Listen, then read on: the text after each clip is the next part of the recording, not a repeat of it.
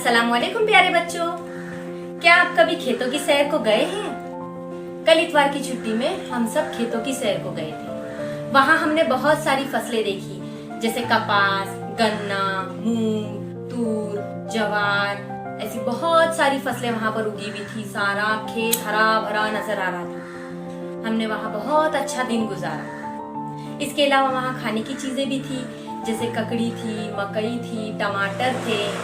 हमने दिन भर वहाँ खाया पिया और बहुत मजा किया। क्या आप भी कभी गए हैं? अगर आप नहीं गए होंगे तो आपको एक मर्तबा जरूर खेतों की सैर को जाना चाहिए। अच्छा, आपको मालूम है कि ये सारी चीजें हम रोजमर्रा जिंदगी में इस्तेमाल करते हैं, खाना पकाने में इस्तेमाल करते हैं, जैसे मिर्ची, धनिया, लहसुन, तूरी, कद्दू वगैरह। तो ये सारी चीजें हम अपने आंगन में भी उगा सकते हैं।